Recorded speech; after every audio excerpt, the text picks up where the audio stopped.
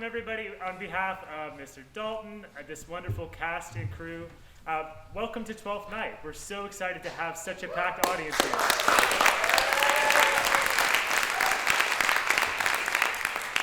Before we get started, I just want to remind everyone to please turn off your cell phones and put it away. I said this announcement last year as well, and we still had some audience members with their phones out. Some were taking pictures, some were taking videos. I just want to be really clear that that's very distracting to our performers. So please do not have your phones out at all. And please just go ahead and turn them completely off and put them away. That'd be great.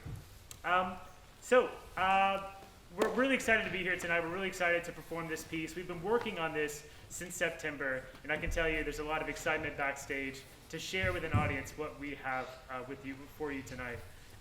Without any further ado, folks, sorry, is there a problem? Hello? Excuse me. Yeah. Thank you. No, festive. You're supposed to be backstage. Thank you, Franklin. We're starting. Franklin, that's enough for My today. name is Frazier. We're getting started, actually.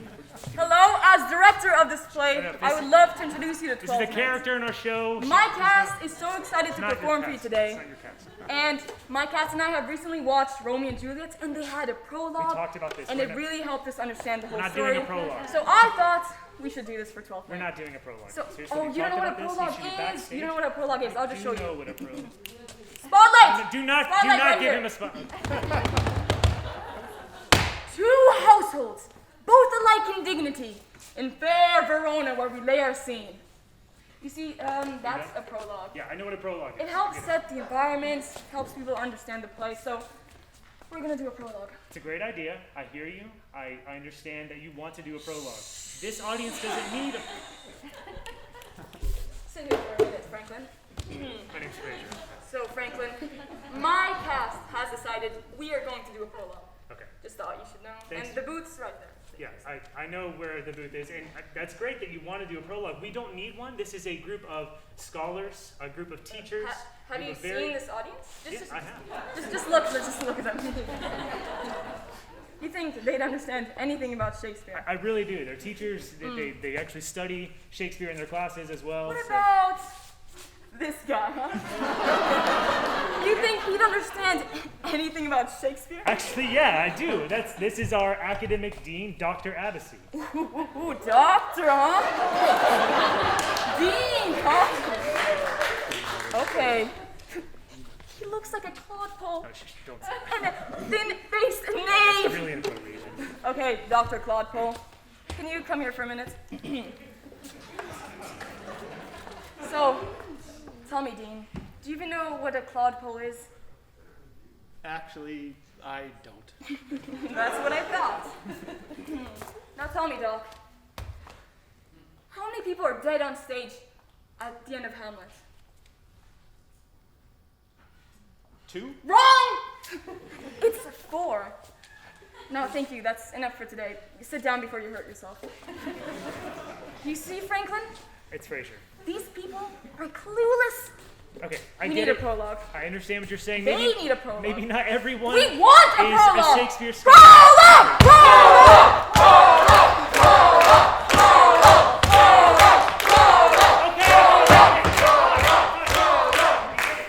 Okay, fine. We'll do a prologue. Okay, ladies and gentlemen, please enjoy the show. Thank you, Franklin. That's enough for today. The booth is right there. That's where you belong.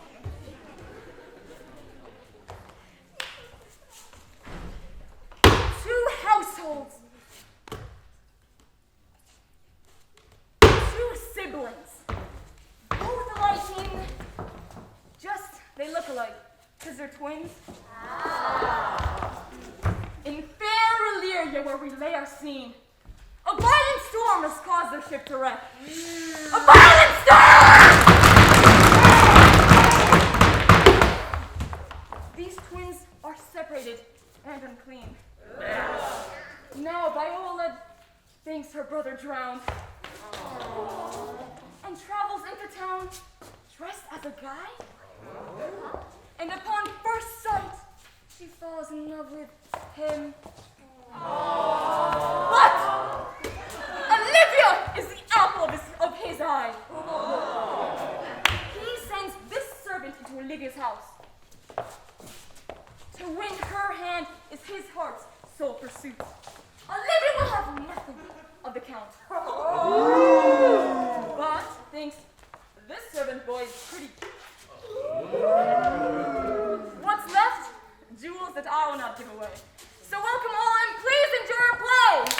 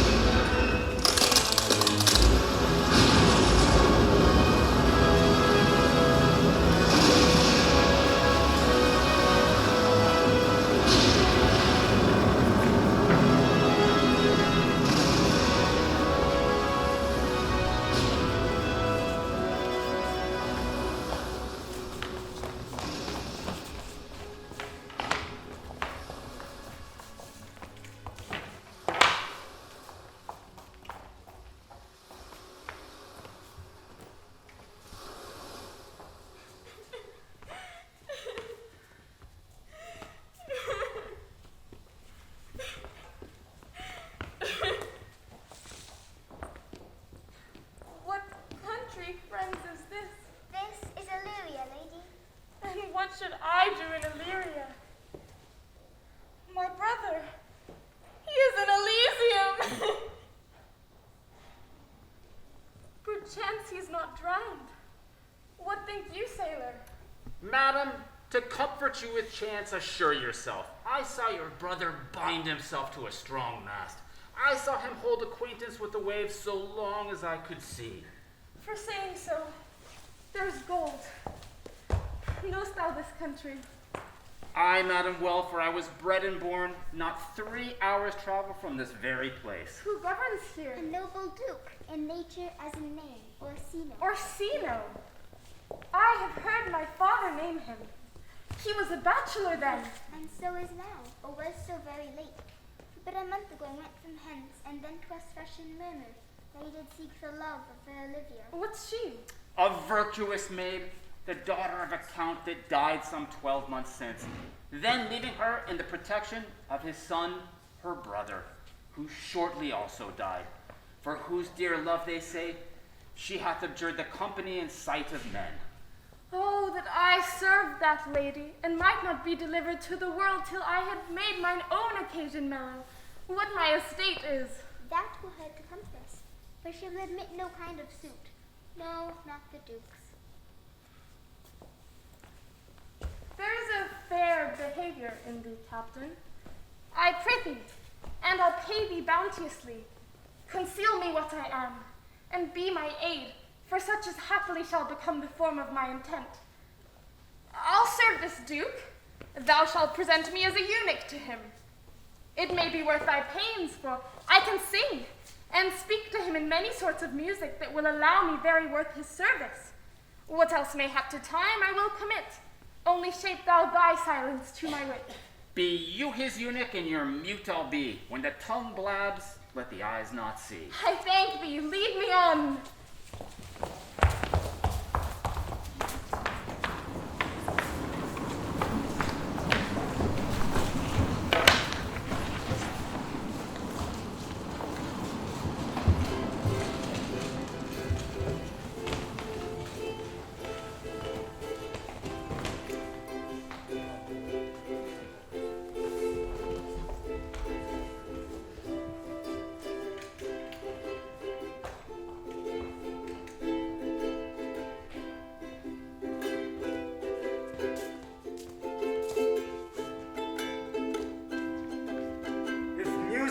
the food of love, play on.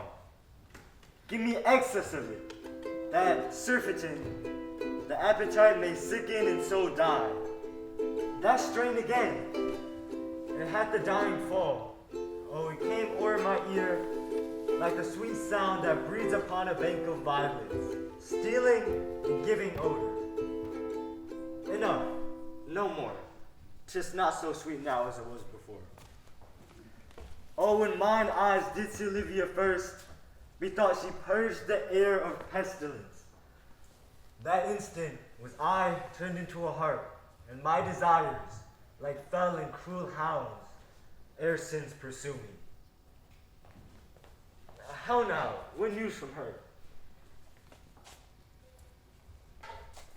So please, my lord, I might not be admitted, but from her handmaid do return this answer.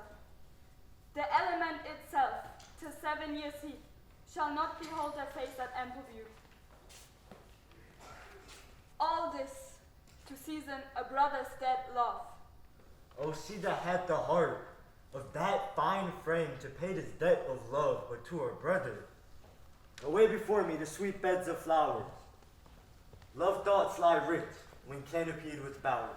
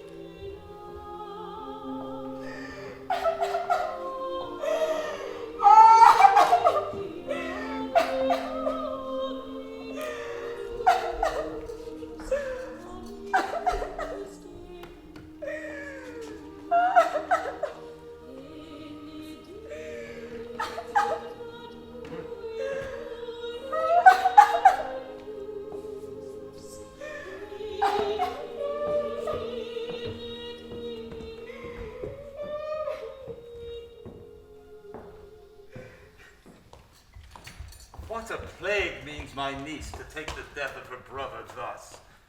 I am sure care's an enemy to life. By my troth, Sir Toby, you must come in earlier nights. All that quaffing and drinking will undo you. I heard my lady speak of it yesterday, and of a foolish knight you brought one night in here to be her wooer. Who? Sir Andrew Aguecheek? Aye, he. He is very full and probable. Moreover, you are not nightly in his company. With drinking healths to my niece, while I'll drink to her as long as there's passage in my throat and drink in Illyria. Here comes Sir Andrew Aguecheek. Sir Toby-Fred! How now, Sir Toby-Fred! Sweet Sir Andrew! What's that? My niece's chambermaid. Ah, bless you, fair shrew. Accost, Sir Andrew, accost. Good Mistress Accost. I do desire better acquaintance. My name is Mary, sir.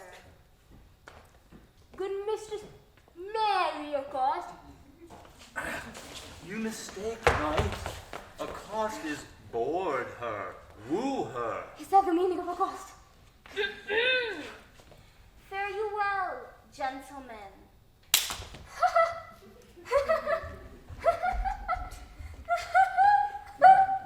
Oh, knight!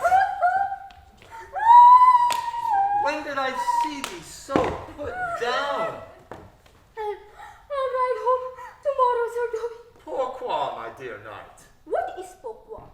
Do or not do?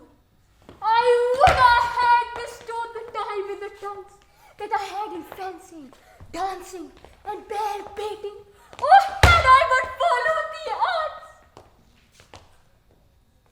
Oh, faith, I ride home tomorrow, Sir Toby. Your niece will not be seen, or if she be,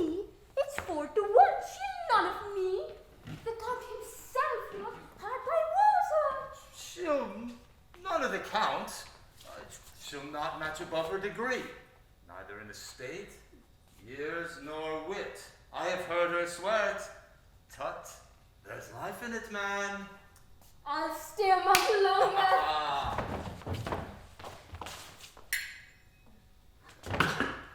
I am a fellow the strangest mind in the world. I do delight in masks and revels and sometimes altogether. Art thou good at these kickshaws, knight?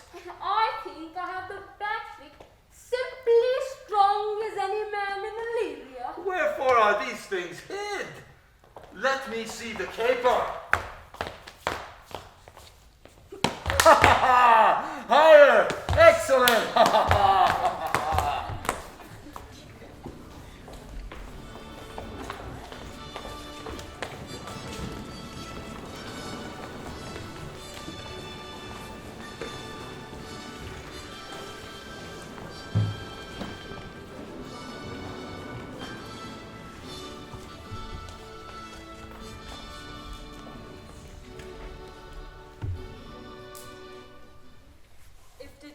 Continues these favors towards you, Cesario. You like to be much advanced. He hasn't known you but 3 days, and already you are no stranger.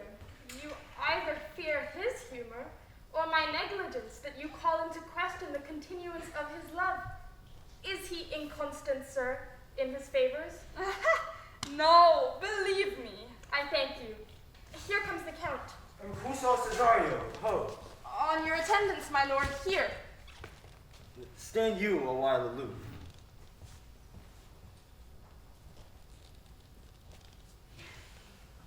Cesario, thou knowest no less than all. To thee I have unfolded the book of even my secret soul. Therefore, good youth, address thy gate unto her. But be not denied access. Stand at their gates and tell them, there thy fixed foot shall grow till thou have audience. Say I do speak with her, my lord. What then? Oh, then unfold the passion of my love. She will attend it better in thy youth than in a nuncio's of more grave aspect. I think not so, my lord. Dear lad, believe it, for they shall yet belie thy happy years that say thou art a man. Diana's lip is not more smooth and rubious, and thy small pipe, it has the maiden's organ. Everything is simulative of a man's part. Prosper well in this. I'll do my best to woo your lady. Yet, a barful strife. Who were I woo, myself would be his wife.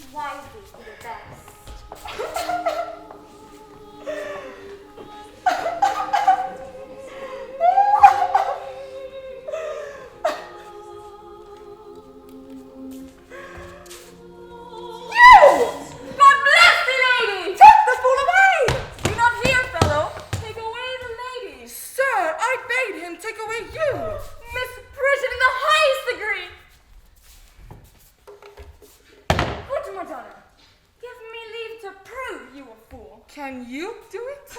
Dexterously good Madonna. Make your proof. I must catechize you for it. Would my mouse of virtue answer me? Well, sir, for want of other idleness, abide your proof. Good Madonna, why mournest thou? Good fool for my brother's death. I think his soul is in hell, Madonna. I know his soul is in heaven, fool. The more fool, Madonna, to mourn for your brother's soul being in heaven. Take away the fool. What think of you of this fool, Malvolio? Doth he not mend? I marvel your ladyship takes delight in such a barren rascal. I saw him put down the other day with an ordinary fool that has no more brains than a stone. Pah! Look you now, he's out of his guard already. Unless you laugh and minister occasion to him, he is gagged. Oh, you are sick of self-love, Malvolio, and taste with a distempered appetite. There is no slander in an allowed fool, though he do nothing but rail, nor railing in a known discreet man, though he do nothing but reprove. Madam, there's at the gate a young gentleman much desires to speak with you. From the Count Orsino is it? Who of my people hold him in delay? Sir Toby, madam, your kinsman. Fetch him off, I pray you, he speaks nothing but madman. Fly on him. Go you, Malvolio, if it be suit from the Count. I am not at home, or sick, what you will to dismiss it.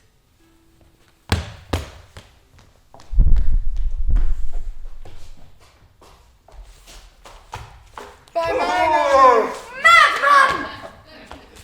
Half drunk. What is he at the gate, cousin? Oh, there's a gentleman here. Plague of these pickled herring. Cousin, how have you come so early by this lethargy? Lechery? I defy lechery. There's one at the gate. Go look after him. The fool shall look to the madman. Adam! Yon young fellow swears he will speak with you. I told him you were sick. He takes on him to understand so much, and therefore comes to speak with you. I told him you were asleep. He seems to have a foreknowledge of it too, and therefore comes to speak with you. What is to be said to him, lady? He is fortified against any denial. Of what personage and years is he? Not old enough for a man, nor young enough for a boy. As a squashes before 'tis a peace card or coddling when 'tis almost an apple. Let him approach. Call in my gentlewoman. Ugh. Gentlewoman! My lady calls. Come, give me my veil. Throw it over my face. We'll once more hear Orsino's embassy.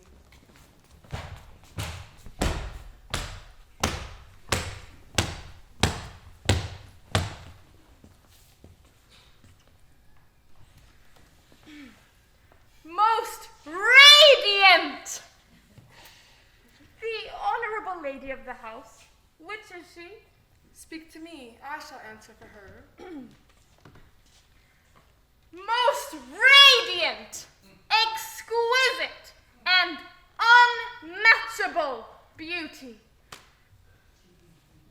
I pray you, give me modest assurance if you be the lady of the house, so that I may proceed in my speech in your praise.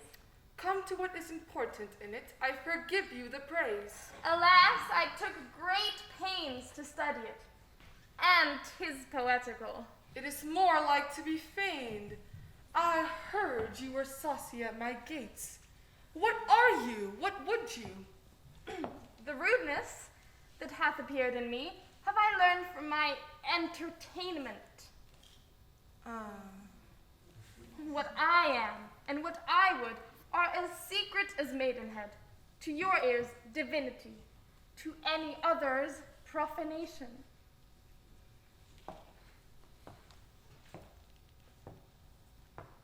Give us the place alone. We will hear this divinity. Good madam, let me see see your face. Have you any commission to negotiate with my face? You are now out of your text, but we will draw the curtain and show you the picture. Look you, sir, such a one I was this present. Is it not well done? Excellently done, if God did all. 'Tis ingrained, sir, 'twill endure wind and weather. 'Tis beauty truly blent. Lady, you are the cruelest she alive, if you will lead these graces to the grave, and leave the world no copy. Oh, sir, I will not be so hard-hearted. I will give out divers schedules of my beauty, that shall be inventoried in every particle and utensil, labeled to my will. As item, 2 lips, indifferent red. Item, 2 gray eyes with lids to them. Item, 1 neck, 1 chin, and so forth. Were you sent hither to praise me? I see you, what you are. You are too proud. But my lord and master loves you. Your lord does know my mind. I cannot love him. If I did love you in my master's flame, in your denial I would find no sense. Why? What would you? Make me a willow cabin at your gate, and call upon my soul within the house. Write loyal cantons of condemned love, and sing them loud even in the dead of night. Hallow your name to the reverberate hills, and make the babbling gossip of the earth cry out, Orsino, Olivia! You might do much. What is your parentage? Above my fortunes, yet my state is well. I am a gentleman. Get you to your lord. I cannot love him. Let him send. No more. Unless, perchance, you come to me again. To tell me how he takes it. Fare thee well. I thank you for your pains. Spend this for me. I am no feed post, lady. Keep your purse. My master, not myself, lacks recompense. Farewell, fair cruelty. I am a gentleman. I'll be sworn thou art. Thy tongue, thy face, thy limbs, actions, and spirit do give thee 5-hold blazon. How now, even so quickly may one catch the plague? Methinks I feel this youth's perfection to creep in mine eyes. Well, let it be. What ho, Malvolio! Run after that messenger. Tell him he left this ring behind.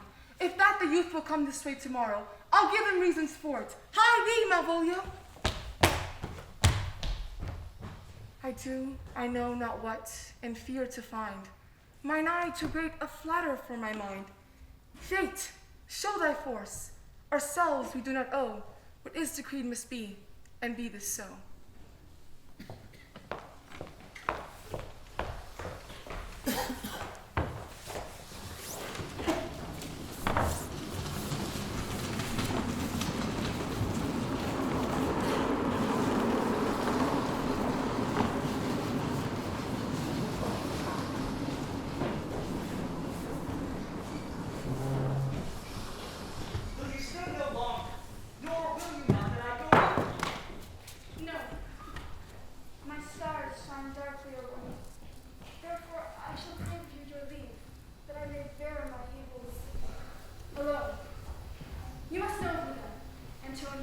My name is Sebastian. My father left behind him myself and a sister. Both born in an hour, but some hour before you took me from the reach of the sea, was my sister drowned. Alas, the day. A lady, sir, though it was said she much resembled me, was yet many accounted beautiful. She's drowned already with salt water, though I seem to drown her remembrance again with more. Let me be your servant. Desire it not. Very well, at once. I am bound to Count Orsino's court. Farewell. The gentleness of all the gods go with thee. I have many enemies in Orsino's court, else I would very shortly see thee there. But, come what may, I do adore thee so that danger shall seem sport, and I will go.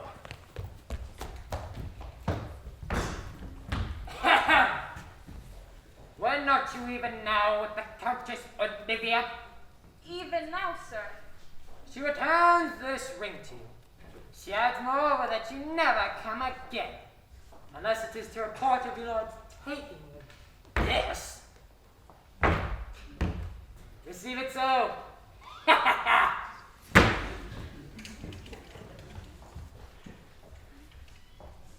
left no ring with her. What means this lady? Fortunes forbid my outsides have not charmed her. She loves me, sure. The cunning of her passion invites me in this churlish messenger. What will become of this? As I am man, my state is desperate for my master's love. As I am woman now, alas the day! What thriftless sighs shall poor Olivia breathe? O time, thou must untangle this, not I. It is too hard a knot for me to untie.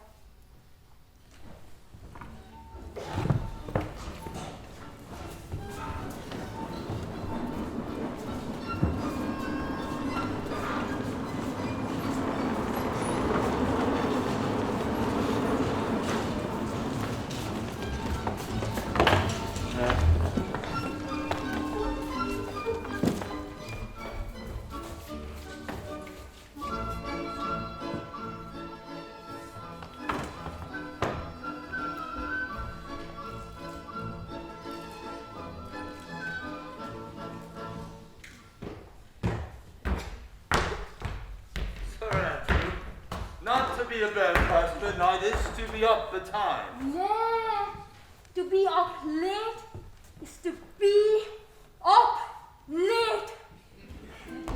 Yes, that's the full bed.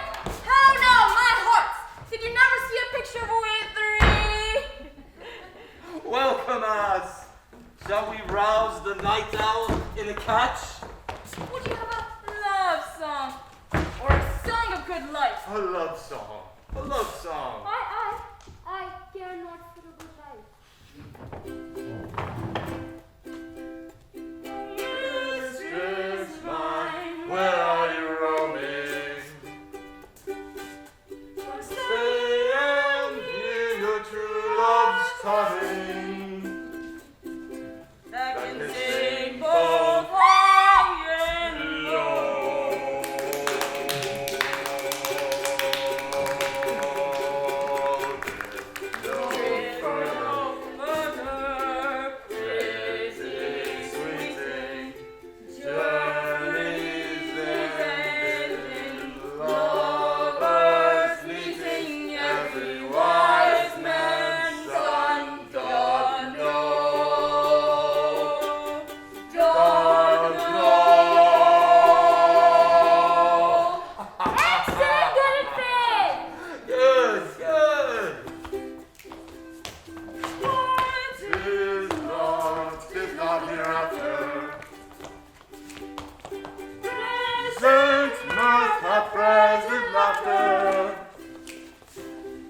What's to come is still unsure. Unsure. Indeed, lady, there lies no plenty. Then come kiss me, sweet and 20 youths of stock will not endure.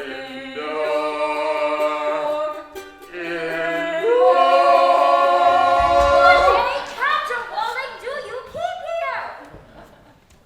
If my lady have not called a purse steward Malvolio, never trust me. Am I not of her blood? Tilly Valley, lady. Lady! The goat to land in Babylon, lady, lady. And that's an admirable ruler. He does it well enough. I do it more natural. Oh, the 12th day of December. Go, beast! I melted the new blood!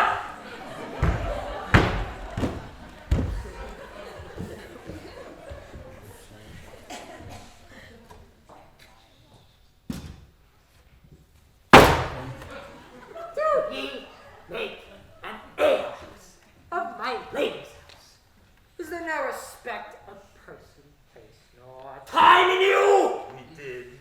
time, sir. In our catches. Sir Toby, I must be round with you.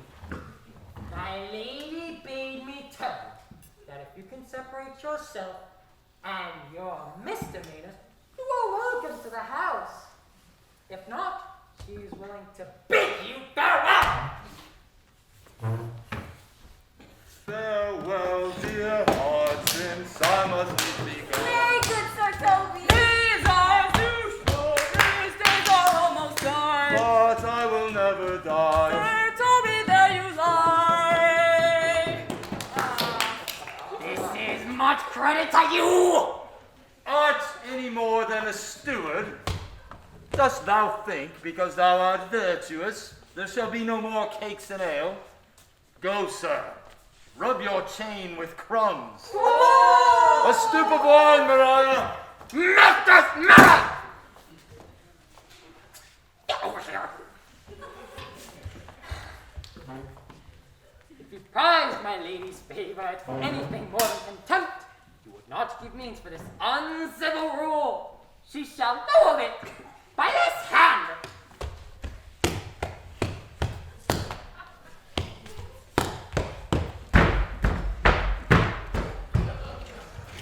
Now shake your ears. Sweet Sir Toby, be patient. For Monsieur Malvolio, let me alone with him. If I do not gull him into a nay word and make him nothing more than a common recreation, do not think I have wit enough to lie straight in my bed. I know I can do it. Possess us. Possess us. It is on his grounds of faith that all who look upon him love him, and it is on this vice within him that my revenge will find notable cause to work. What wilt thou do? I will plant in his way some obscure epistles of love. I can write very like my lady, your niece. Excellent. I smell a device. I written my yours too. He will think, by the letters that thou wilt drop, that they come from my niece, and that she is in love with him. For now, to bed and dream on the event. Farewell. Before me, she's a good wench. She's a beagle, true bred. Come, I'll go burn some sack. 'Tis too late to go to bed now. Come, knight. Come, fool.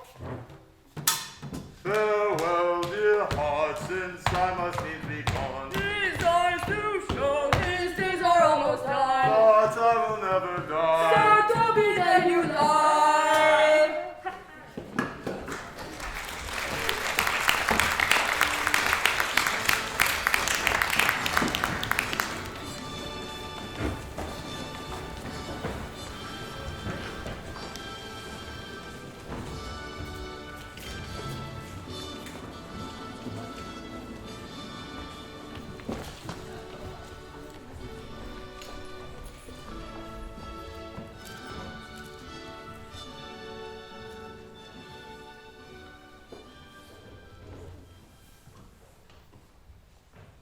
Give me some music, now. That piece of song, that old and antique song we had last night. He's not here. So please, your lordship, that should sing it. Who was it? Festi, the Gister, my lord. A fool that the lady Olivia's father took much delight in. He's about the house. Seek him out. And sing the tune the while.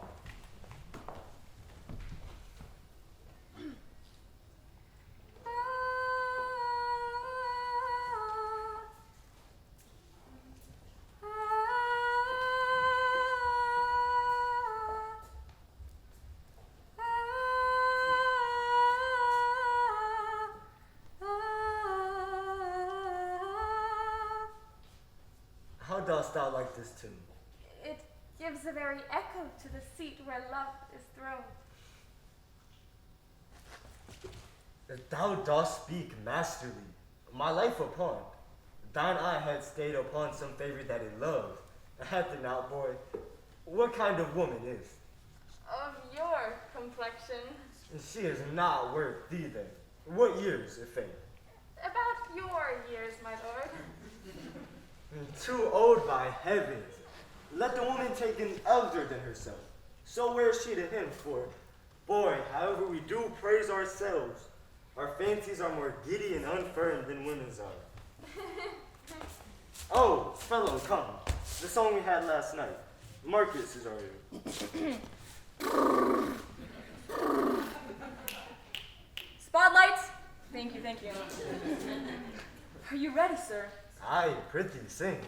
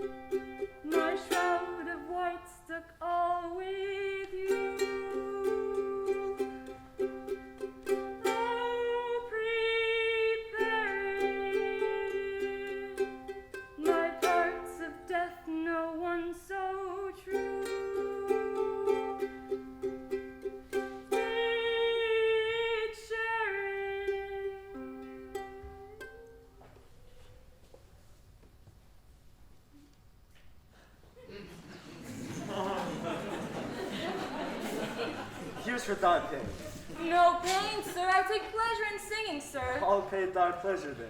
The melancholy God protect thee. Farewell. Once more, get thee to yon same sovereign cruelty. But if she cannot love you, sir. I cannot be so answered. Sooth, but you must. Say that some lady, as perhaps there is, hath for your heart as great a pang of heart as you have for Olivia. You cannot love her. You tell her so. Must she not then be answered? There are no women's sides can buy the beating of so strong a passion as love doth give my heart. They lack retention. Aye, but I know. What dost thou know? Too well what love women to men may owe. In faith, they are as true of heart as we. My father had a daughter loved a man. As it might be, were I a woman, I should your lordship. And what's her history? A blank, my lord. She never told her love. She pined and thought, and with a green and yellow melancholy sat, like patience on a monument, smiling at grief. Was not this love indeed? But died thy sister of her love, my boy? I am all the daughters of my father's house, and all the brothers too. Yet I know not. Sir, shall I to this lady?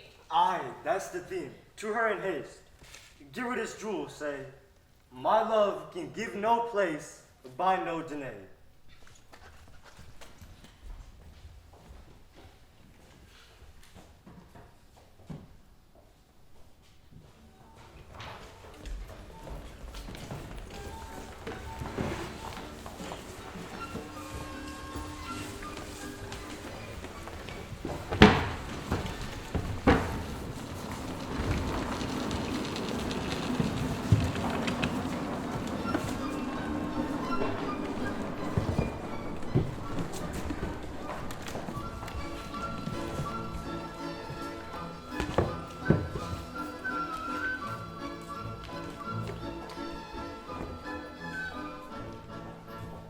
Come thy ways, Signor Fabian.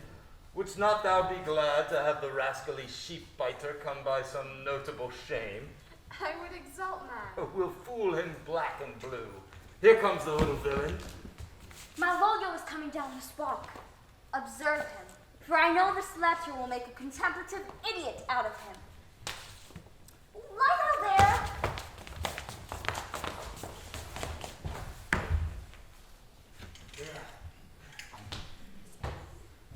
Having been 3 months married to her.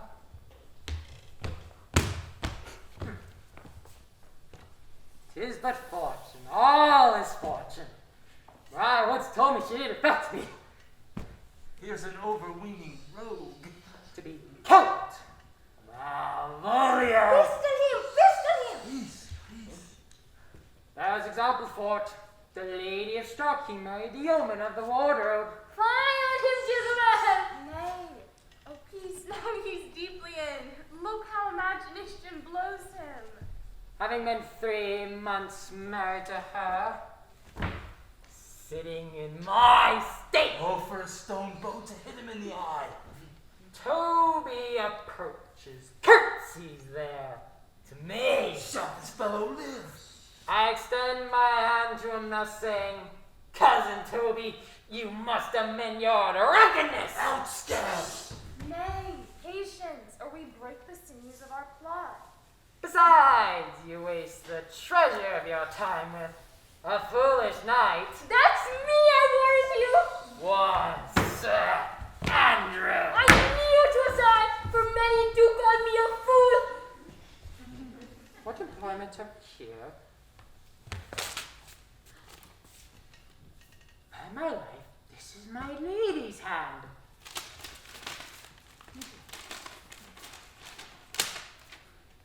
To the unknown beloved this, and my good wishes. Her very phrases. To whom should this be? This winsome liver and all. Jove knows I love, but who? No man must know. What follows? My number's altered. No man must know. If this should be thee, Malvolio! Andy Brock. I may command where I adore. M-O-A-I doth sway my life. A fusty riddle. And with what wing the Staniel checks at it. I may command where I adore. Why, she may command me. There is no obstruction in this. In the end, what should that alphabetical position portend? M-O-A-I. Malvolio. And that begins my name. Did I not say he would work it out? M-O-A-I. Crushes a little. It would bow to me. For every one of these letters are in my name. So, here follows prose. In my stars, I am above thee. But be not afraid of greatness. Some are born great, some achieve greatness, and some have greatness thrust upon them. The opposite with the kinsman, surly with servants. She thus advises thee that sighs for thee. Remember who wished to see thee ever cross-gartered and in yellow stockings. Thou art made, but thou desirest to be so. If not, let me see thee a steward still. Farewell. See that would alter services with thee. The fortunate unhappy. This is open. I will be proud. I will baffle Sir Toby. I'll be point of vice the very man. For my lady loves me. I take my stars. I am happy. I will be strange, stout, in yellow stockings and cross-gartered. Even with the swiftness of putting on, Jove and my stars be praised. Here's it a postscript. Thy smiles become thee well, therefore in my presence smile.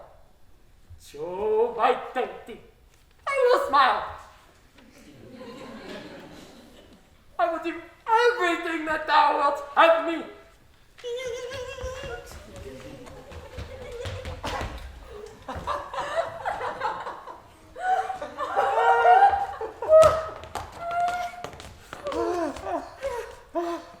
I could marry this wench for this device. And so could I too, and ask no other dowry of her but such another jest. Nor I neither.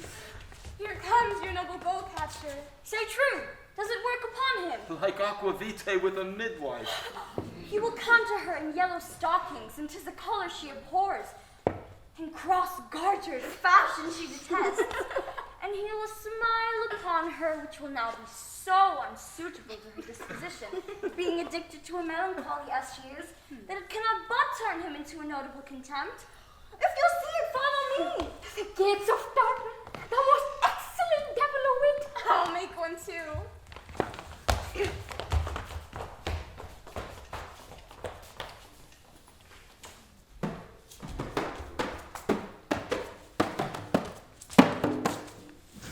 Save thee, friend, and thy music.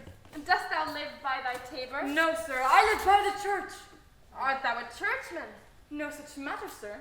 I do live by the church, for I do live at my house. And my house doth stand by the church. My ladies within, I shall consider them whence you come.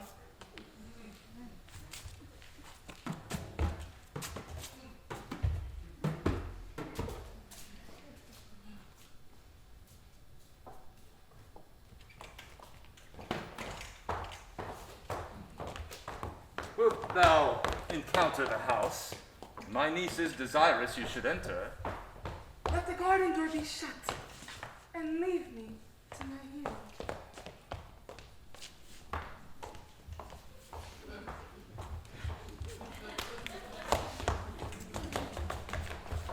Give me your hand, sir. My duty, madam, and most humble service. What is your name? Cesario is your servant's name, fair princess. I did send a ring in chase of you, to which you knew none of yours. To one's receiving enough is shown. A cypress, not a bosom, hides my heart. So let me hear you speak. I pity you. That's a degree to love. No, very oft we pity enemies. Why then, methinks 'tis time to smile again. There lies your way due west. Then westward O! Yield nothing, madam, to my lord by me, Stay, I prithee, tell me what thou thinkest of me. that you do think you are not what you are. If I think so, I think the same of you. Then think you right. I am not what I am. I would you were, as I would have you be.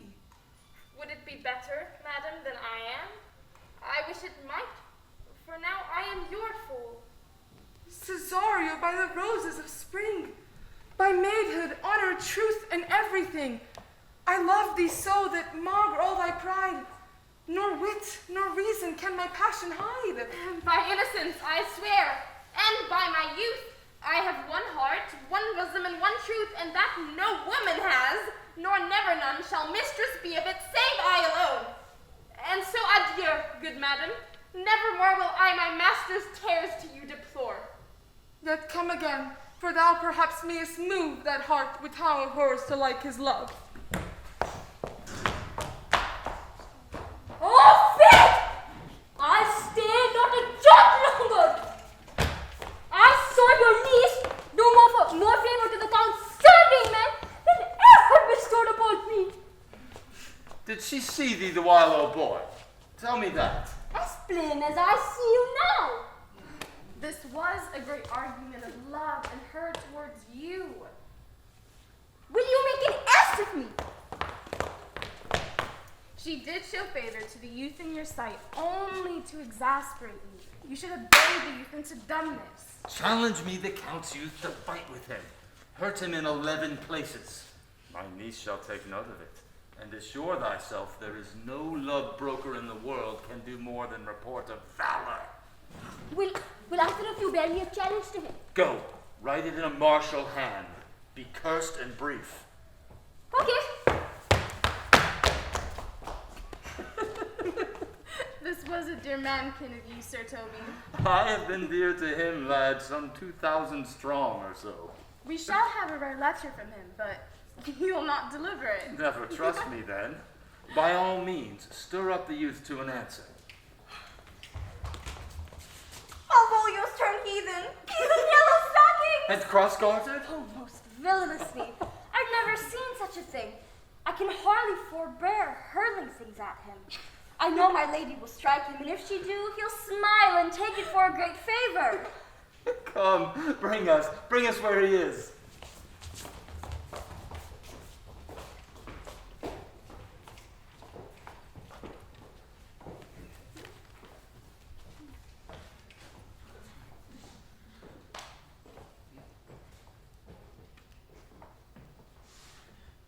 I could not stay behind you. My kind Antonio, I can't no other answer make the things. What's to do? I pray you, let us satisfy our eyes with the memorials and things of fame that do renown this city. I would you'd pardon me. I do not without danger walk these streets. Once, in a sea fight, against the Count his galleys I did some service, of such note indeed, that were I taken here, it would scarce be answered. But like you slew great number of his people. The offense was not so bloody. Hold, sir, here's my purse. In the south suburbs, at the Elephant, is best to lodge. Why on your purse? Haply your eye may light upon some toy you have desire to purchase.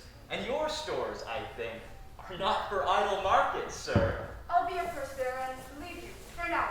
To the Elephant. I do remember.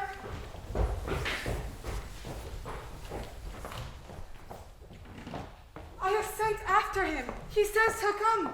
I speak too loud. Where is Malvolio? He is coming, madam, though he do nothing but smile. For sure the fellow is tainted in his wits. Go call him hither. I am as mad as he, if sad and merry madness equal be. Ah! How now, Malvolio? Sweet lady ho-ho. Smilest thou? I have sent for thee upon a sad occasion. Sad? I could be sad. This does cause some obstruction in the blood of this cross-gathering. It did come to his hands, and a man shall be executed. Wilt thou go to bed, Malvolio? To bed, I thee, sweetheart, and I'll come to thee. God comfort thee. Why dost thou smile so and kiss thy hand so oft? Be not afraid of greatness. 'Twas well writ. What meanest thou by that, Malvolio? Some are born great, Ha! some achieve greatness, What sayest thou? and some have greatness thrust upon them. Heaven restore thee! Madam, the young gentleman of the Count Orsino's is returned. I'll come to him. Good Maria, let this fellow be looked to. Where is my cousin Toby? Let some of my people have a special care of him. Oh, sir, Toby. She sent him on purpose, so that I may appear stubborn to him. Oh, she incites me to that in the letter. Be opposite with the kinsman. And when she went away now, let this fellow be looked to. Fellow? Not Malvolio. No, anything after my decree, but fellow. Why, everything that is together. Which way is he in the name of sanctity? I'll speak to him. Here he is, here he is. How is it with you, man? Go off. I discard you. Lo, how hollow the fiend speaks within him. How do you, Malvolio? What, man?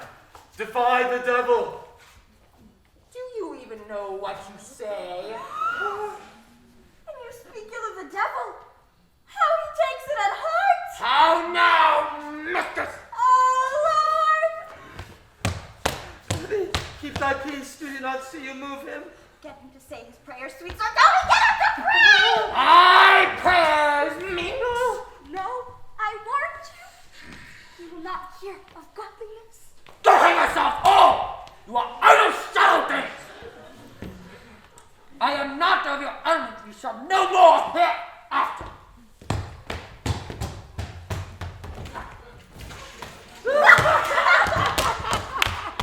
If this were played upon a stage now, I could condemn it as an improbable fiction. Come, we'll have him in a dark room and bound.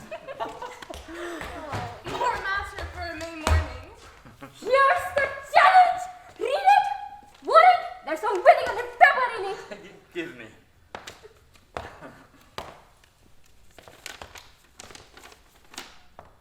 Youth, whatsoever thou art but a scurvy fellow. Good and valiant. Thou comest before the Lady Olivia, and in my sight she uses thee kindly, but thou liest in thy throat. This is not the matter I challenge thee for. Very brief and exceedingly good sense, less. Fare thee well, and God have mercy upon one of our souls, thy friend and thy sworn enemy, Andrew Aguecheek. Yes! If this letter move him not, his legs cannot. I'll give it him. Go, Sir Andrew, scout for him, and as soon thou seest him, draw, and as thou drawest, swear horrible. Away! Nah, let me alone for swearing. Now will not I deliver this letter. The young gentleman shall find it comes from a clodpole. But I will deliver his challenge by word of mouth, and drive the youth into a most hideous opinion of his rage, skill, fury, and impetuosity. This will so affright them both that they will kill one another by the look, like cockatrices. Here he comes with your niece. I'll meditate the while upon some horrid message for a challenge.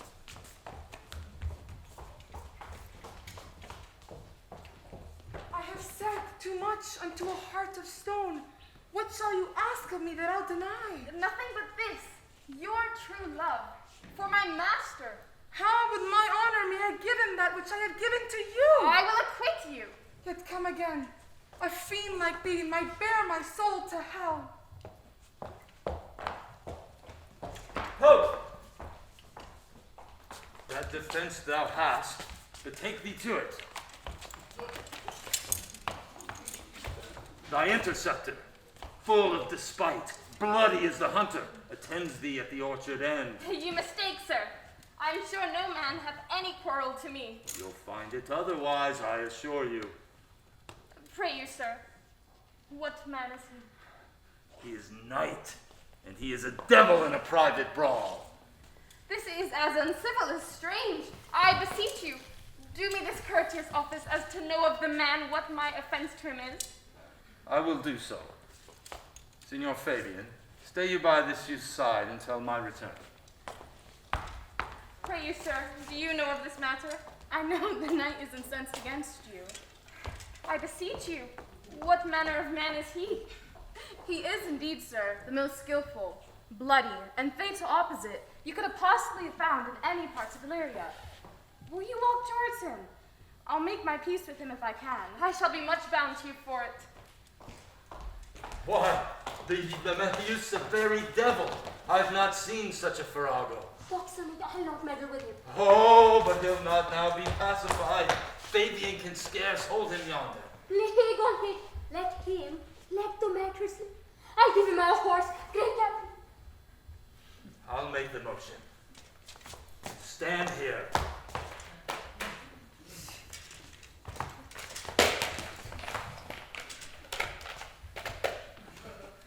Make a good show on it. This shall end without the perdition of souls. I have his horse to take up the quarrel. I have persuaded him the youth's a devil. He is as horribly conceited of him, and pants, and looks pale, as if a bear were at his heels. Sir, there is no remedy. The gentleman will, for Zo's sake, fight with you. He protests he will not hurt you. Pray God defend me! May God defend me! Come, Sir Andrew, there is no remedy. The gentleman will, for Zo's sake, have one bout with you.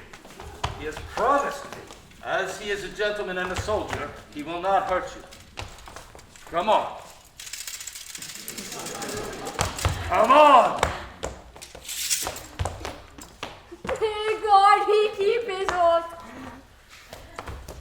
Put up your swords! If this young gentleman have done offense, I take the fault on me. If you offend him, I for him defy you! You, sir! Why, what are you? One, sir, that for his love will yet do more than you have heard him brag to you he will. Nay, if you be an undertaker, I am for you.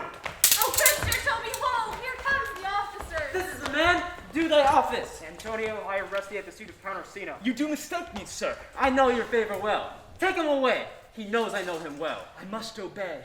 This comes with seeking you. My necessity now makes me ask you for my purse. I must entreat of you some of that money.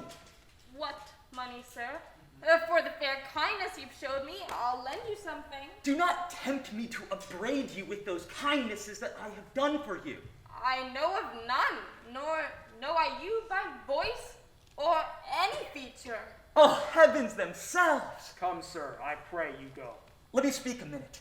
Oh, how vile and idle proves this God. Thou hast, Sebastian, done good feature shame. The man grows mad. Away with him! Come, sir. Come hither, knight. Come hither, Fabian.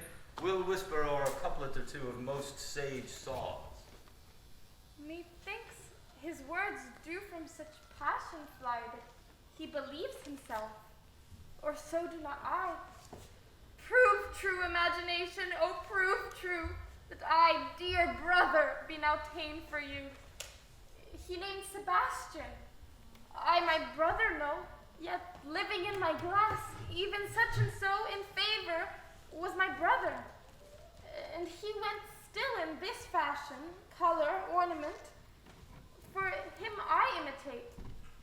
Oh, if it prove tempests are kind and salt waves fresh in love. A very paltry boy.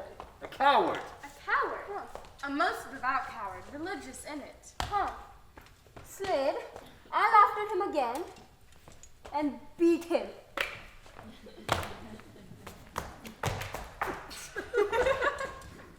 Come, let's see the events. How dare lay any money? 'Twill be nothing yet. Will you make me believe that I am not sent for you? Go to, thou art a foolish fellow. Let me be clear of thee. No, I do not know you. Nor was I sent to you by my lady to bid you speak with her. No, is your name not Master Cesario? Nor this is not my nose neither. Nothing that is so is so. I prithee, go vent thy folly elsewhere. Thou knowest not me. If there's money for thee, if thou tarry longer, I shall give worse payment. By my troth, thou hast an open hand. Now, sir, have we met again? Here's for you. Well, there's for man! Come, hold, sir.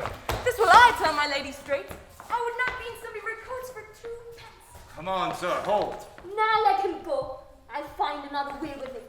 I'll have an action of battery against him if there be any in Illyria. And although I hit him first, there's no matter for that. Let go thy hand. Come, sir, I will not let you go. Will thee free from me? What wouldst thou now? What? Nay, then I must have an ounce or two of blood from you. Hold, Tommy, hold! On thy life I charge thee, hold! Madam! Will it ever be thus? Ungracious wretch, fit for the mountains and the barbarous caves, where manners new were preached, out of my sight! Be not offended, Cesario. Root me, be gone.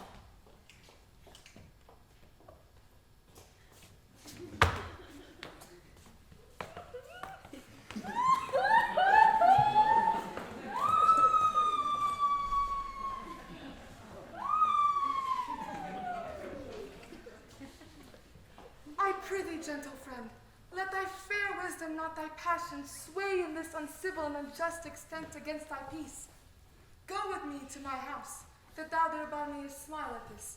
Thou shalt not choose but go. What relish is in this? How runs the stream? Or I am mad, or else this is a dream.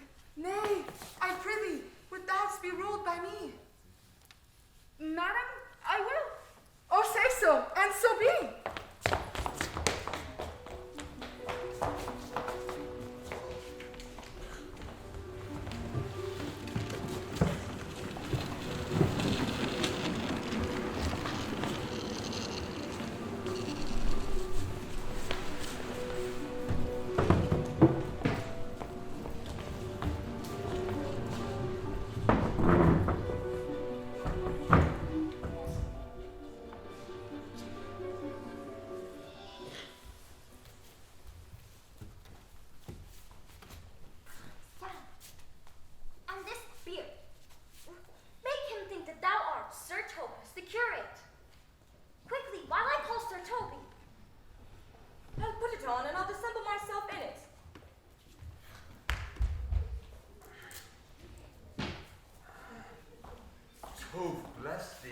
Master Parson. Buenos dias, Sir Toby. Who calls there? Sir Topus the curate, who comes to visit Malvolio the lunatic. Sir Topus, get Sir Topus, give it to my lady. Out, hyperbolical fiend! How vexest thou this man? Talkest thou nothing but of ladies? Sir Topus, never was a man thus wrong. Good Sir Topus, do not think I am mad. They have laid me here in hideous dark. Madman, thou errest! I say there is no darkness, but ignorance, in which thou errest more puzzled than the Egyptians in their fog.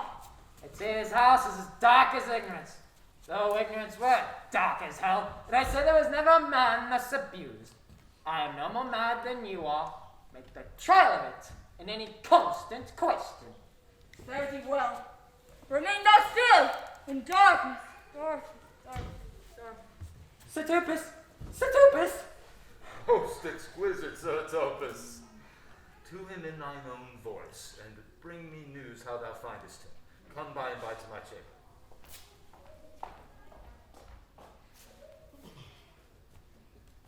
Hey, Robin, jolly Robin, tell me how thy lady does. Fool, good fool! As thou wilt ever deserve, well at my hand. Help me to a candle, in pen, ink, and paper. Master Malvolio? Aye, good fool. Alas, sir, how fell you besides your fine wits? Fool, there was never a man thus notoriously abused. I'm as well in my wits, fool, as thou art. Well, then you are mad indeed, if you be no better in your wits than a fool. Good fool, help me to some light and paper. I tell thee, I am as well in my wits as any man in Illyria. I will help you to it.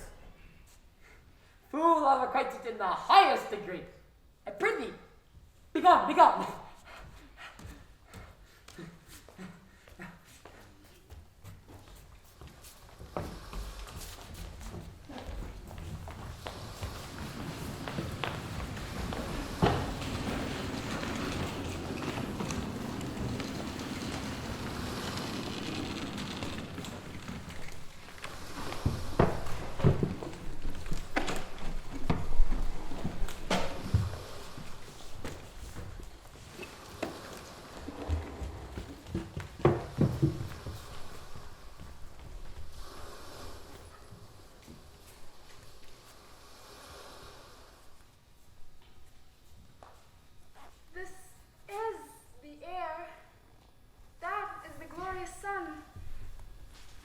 She gave me.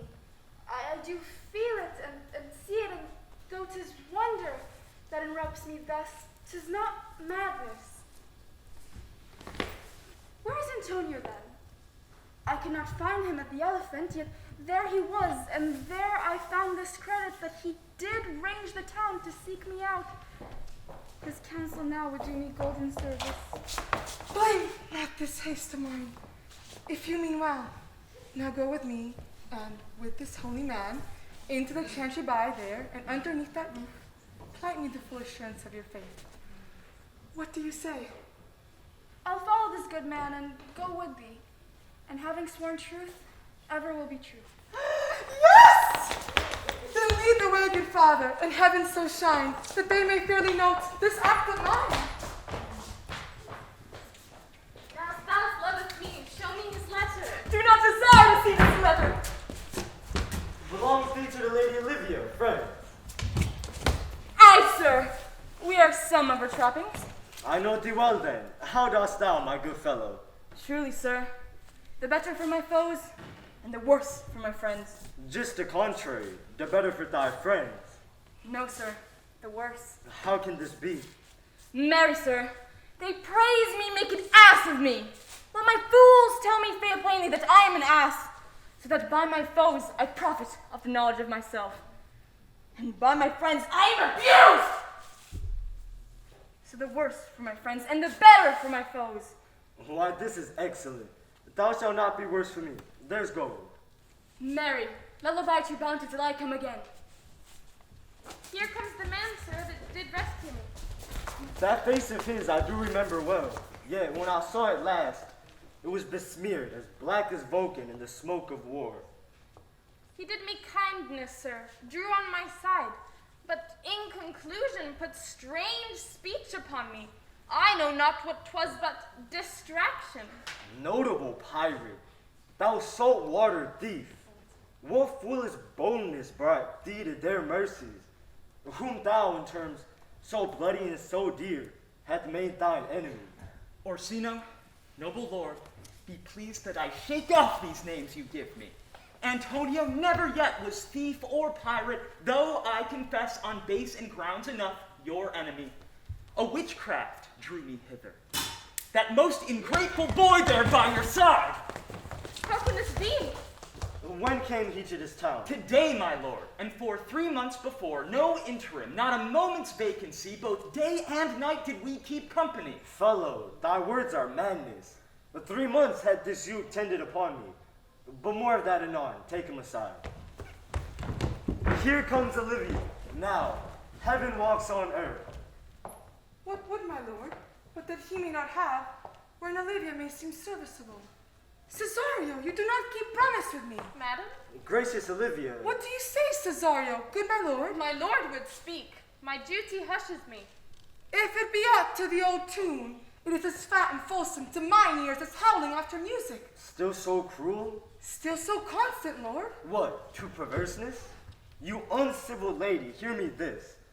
This your minion, whom I know you love, and whom by heavens I swear I tender dearly, him will I tear out of that cruel eye, where he sits crowned in his master's spite. Come, boy, with me. My thoughts are ripe and misted. And I must jock and apt and willingly to do you rest. 1,000 deaths would die. No! Where goes Cesario? After him I love! More than I love these eyes, more than my life, more by all mores than e'er I shall love wife. I knew it! I me! How am I beguiled? Who does beguile you? Who does do you wrong? Hast thou forgot thyself? Is it so long? Come away. Cesario, husband, stay! Husband? I, he that can deny! Her husband, sirrah. No, my lord, not I. Father! Father! I charge thee here to unfold what thou dost know hath newly passed between this youth and me. A contract of eternal bond of love, a confirmation of your holy lips, an attestation of your holy close of lips, and a strengthening of your attestation of your rings.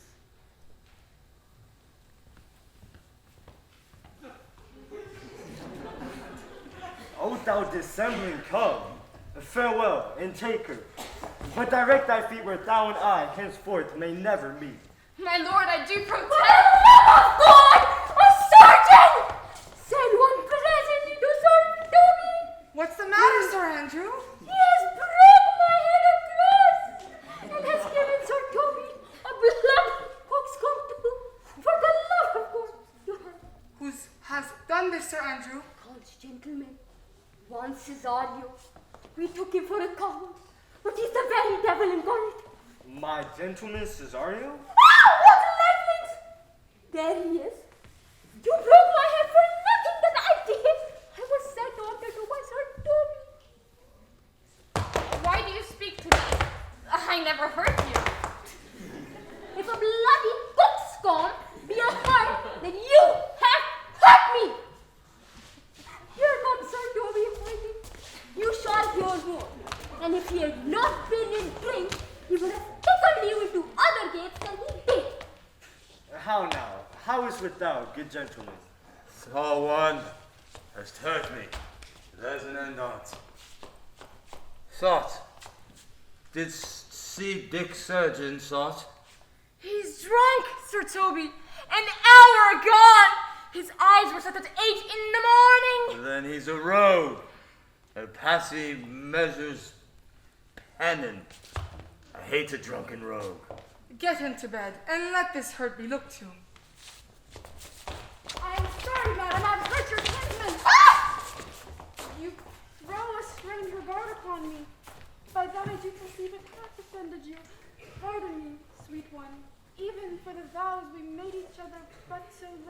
go. One face, one voice, one habit in two persons. Antonio, my dear Antonio, how the hours have racked and tortured me since I lost thee. Sebastian, are you? Fierce that thou, Antonio. How have you made division of yourself? An apple cut in twin is not more twin than these two creatures are. Which is Sebastian?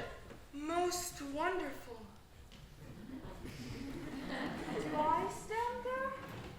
I never had a brother, nor can there be that deity in my nature. Here and everywhere I had a sister, whom the blind waves and surges have devoured. Of charity, what kin are you to me? What countryman? What name? What parentage? Of Messaline. Sebastian was my father. Such a Sebastian was my brother too. So went he suited to his watery tomb.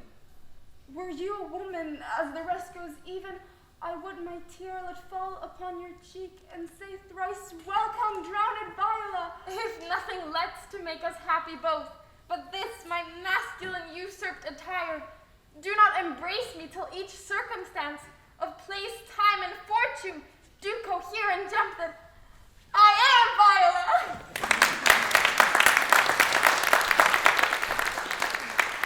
So comes it, lady, you have been mistook.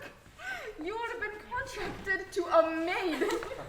If this be so, as yet the glass seems true, I shall have share in this most happy wreck.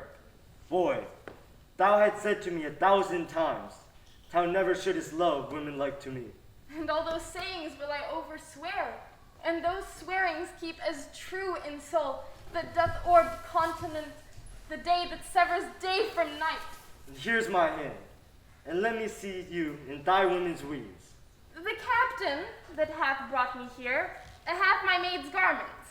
He, upon some action, is now in durance in Malvolio's suit, a gentleman and follower of my lady's. Now I remember me, they say. Poor gentleman. He's much distract. How does he, Sarah? Truly, sir, he holds Beelzebub at stave's end, as well as any man in his case may do. Has here writ a letter to you. Open it and read it. Be well edified when the fool delivers the madman. By your lord, madam! How now? Art thou mad? No, I do but read madness, and your ladyship will have it as it ought to be. You must allow box. Read it, you, Sarah. By the Lord, madam, you wronged me. And the world shall know it. Though you have put me into darkness and given your drunken cousin rule over me, I have your own letter that induced me to the semblance I put on. Think of me as you please. I leave my duty a little unthought of, and speak out of my injury. The madly used Marvolio. Did he write this? Aye, madam. See him delivered, Fabian. Bring him hither. So please you, my lord, these things further thought on, to think of me as well as a sister, as a wife, one day shall crown the alliance on it, and at my house, and at my proper cost. Madam, I am most apt to embrace your offer. Your master quits you. Here's my hand. From now on, you shall be your master's mistress. A sister, you are she.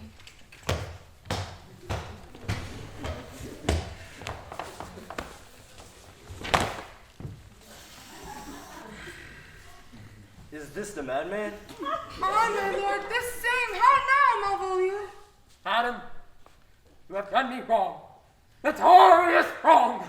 Have I, Malvolio? No. Lady, you have. Pray you peruse that letter. You must now not deny it is your hand.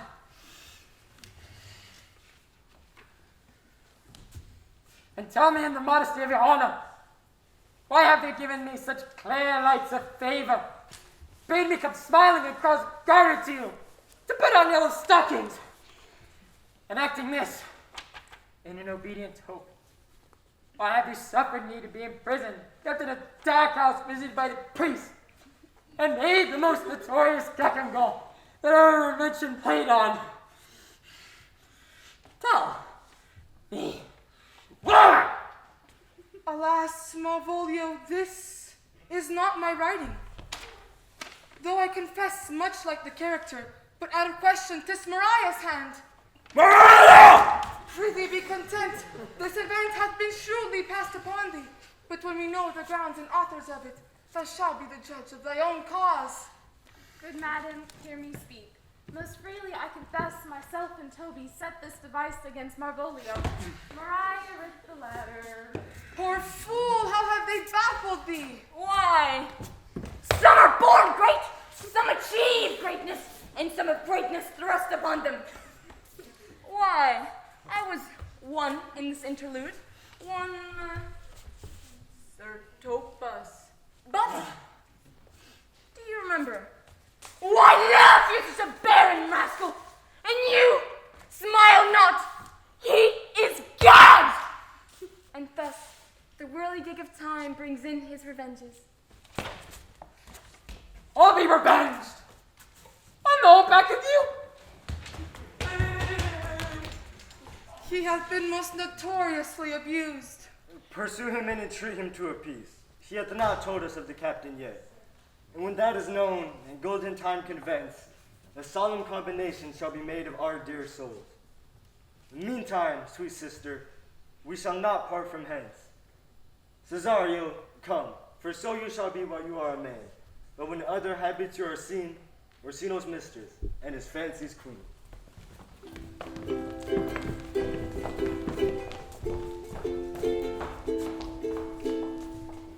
And now that we have reached our journey's end, we thank you for this chance to play pretend. We filled the space with songs and cakes and ale, with hopes that you'd enjoy this lively tale. Please don't forget that, though our play is done, we came, we saw, we smiled, we laughed as one. Oh, mistress mine, where are you roaming? And hear your true love's coming, that can sing both high and low.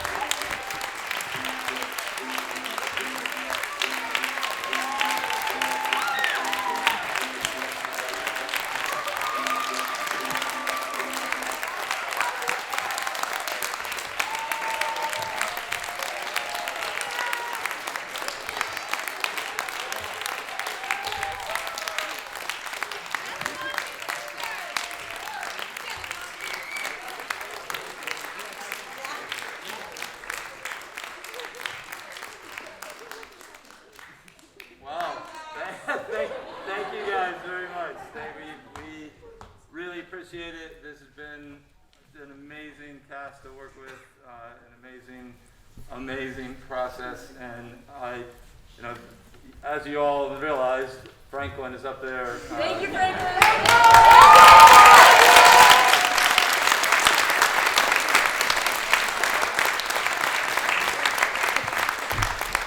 So, Frazier's been up there in the booth the whole entire show since he was out here, and I've been acting in the play the whole time. So everything that happened, they had to do, and they did it all just amazingly, and so proud to be a part of this cast. Thank you.